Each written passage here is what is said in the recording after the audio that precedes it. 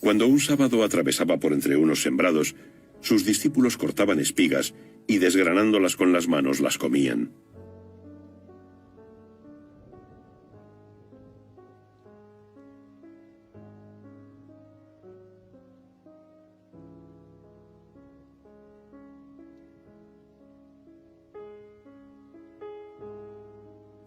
Algunos fariseos les dijeron: ¿por qué hacéis lo que no está permitido en sábado? Jesús les respondió: ¿no habéis leído lo que hizo David cuando sintió hambre él y los suyos? Cómo entró en la casa de Dios y tomando los panes de la proposición, comió y dio a los que iban con él, a pesar de que a nadie le está permitido comer de ellos, sino solo a los sacerdotes. Y les decía: el Hijo del Hombre es Señor del sábado. El Señor nos dejó una ley para hacer un pacto con nosotros. Nos dejó unos mandamientos para que nosotros alcanzáramos la vida eterna, para hacer una alianza con nosotros y que al cumplirlos encontremos su voluntad y encontremos también la felicidad. El Evangelio de hoy es el Evangelio de San Lucas, capítulo 6, versículos del 1 al 5, donde Jesús se nos presenta caminando con sus discípulos y al pasar por unos sembradíos, estos arrancan espigas, las restregan en las manos y se las comen.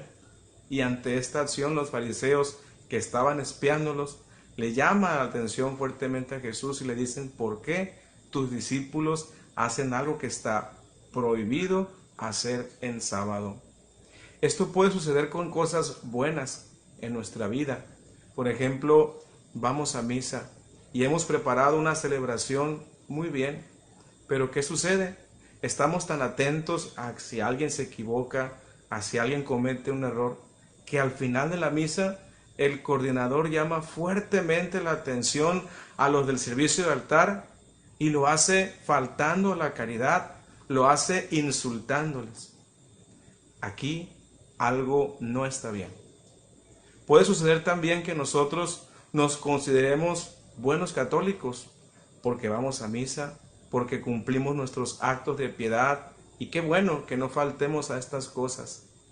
Pero puede suceder que aún cumpliendo esto, de repente tardemos 3 meses sin visitar a mamá o ni siquiera hacerle una llamada telefónica. El cumplimiento de la ley, nuestra devoción, debe llevarnos siempre a amar al prójimo genuinamente y a no descuidarlo. Pudiéramos entonces pensar también que una simple acción natural, como fue la de comer por parte de sus discípulos, llegó a convertirse en un objeto de discusión, en algo que, sometido a un escrutinio judicial, se convierte en una causa de discordia. Es muy triste entonces cómo esta situación lleva a convertir a los fariseos precisamente en aquellos jueces de lo que está haciendo Jesús. ¿Qué sucede en este momento? Los fariseos solamente tienen una mirada superficial y además de eso, el juicio. Jesús los invita a que ellos vayan más allá del simple encontrarse en la mirada, realmente a conocer a la persona, a ver por sus necesidades. Los fariseos tenían esa mirada de espía, los discípulos tenían esa mirada de aquellos que siguen a Jesús, de aquellos que siguen al Señor. La llamada entonces es a seguir a Cristo, que es el dueño del sábado, que es el Señor del sábado. Y muchas veces nosotros nos olvidamos de esta realidad. Jesús es nuestro Dios y Señor. Jesús nuestro Señor, que es muy claro en lo que se refiere a materia de pecado. Si ves a una mujer con deseo, ya estás cometiendo adulterio en tu corazón.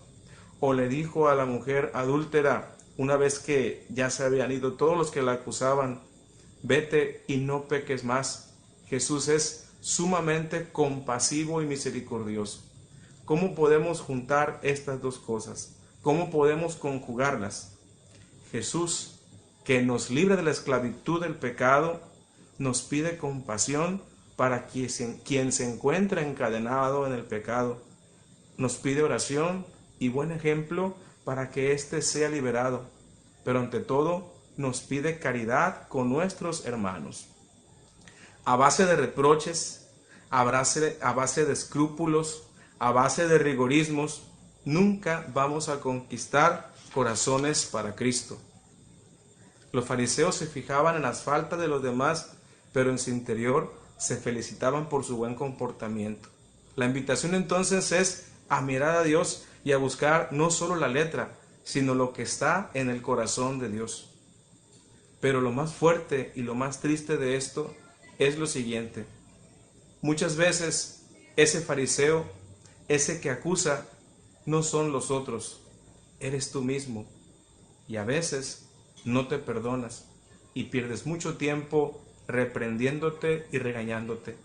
La invitación es que te abras al amor de Dios y que compartas ese amor de los demás. ¿Qué se necesita para poder entonces cumplir la ley perfectamente sin caer en estas cosas que hemos dicho de los fariseos? Se necesita no solamente una gracia, sino todas las gracias. Y es lo que le vamos a pedir al Señor. Señor, creo, pero fortalece mi fe. Espero, pero asegura mi esperanza. Te amo, pero inflama mi amor. Me arrepiento, Señor, pero aumenta mi arrepentimiento. Te adoro como el principio. Te deseo como mi fin. Te alabo como bienhechor perpetuo. Te invoco como defensor propicio. Que el Señor nos dé todas las gracias que nosotros necesitamos para que podamos cumplir su ley y hacer las cosas por Él. Ir más allá, entonces, de lo que alcanzan a ver nuestros ojos.